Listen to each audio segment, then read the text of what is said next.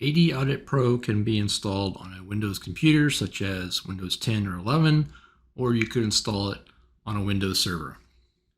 To get started, just run the exe installation. You'll get prompted to click yes, we are a verified publisher and the software is digitally signed.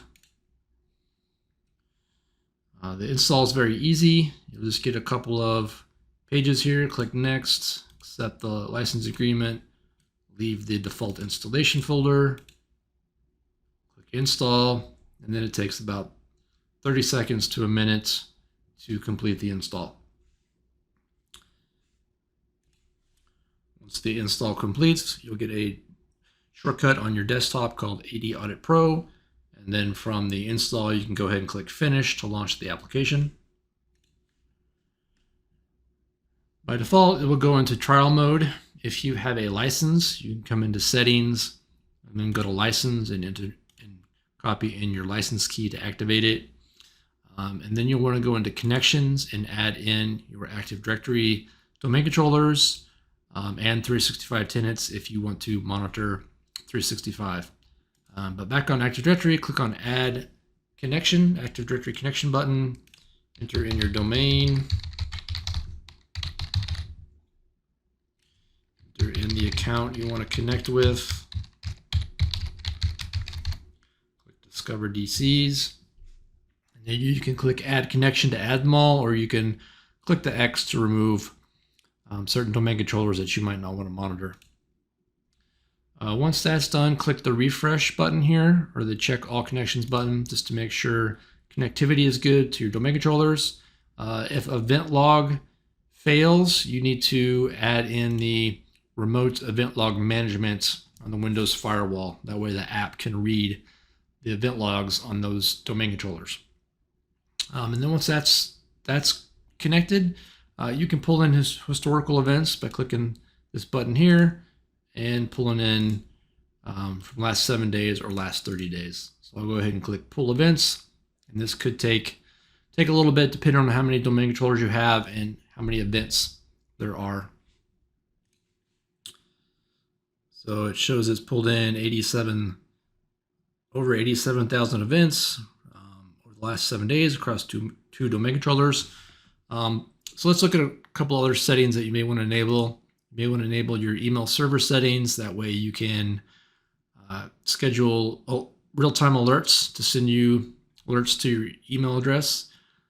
SSL certificate, you'll probably want to turn this on, and you can use a self-signed certificate, or if you have your own certificate, you can upload it. But enable that, generate certificate, save and apply, and then you'll have to restart it. Then you can access the application on SSL port 443 or any other port that you configure. User access, if you want to lock down the application to specific users or groups, click on this button here, and then you can add in that user or group, such as domain admins. And then once this is enabled, only members of this group would be able to access the app. Everyone else would get access denied. So let's jump over to all audit logs. This tab will show you events from both AD and 365. You can see here it's showing you the source column. I don't have 365 configured, but if I had 365 enabled, the source column here would show 365 for those events. On Active Directory, it's broken down into categories here, and if I click on them, let's see. Here's all my disabled accounts. So the date is the time it happened. The event is just a description of the event. Target is the account that an action was taken on and who performed that action. So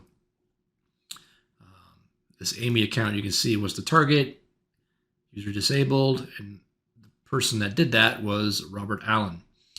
And some of the events you can click, there's a details column, and you can click it to get more details.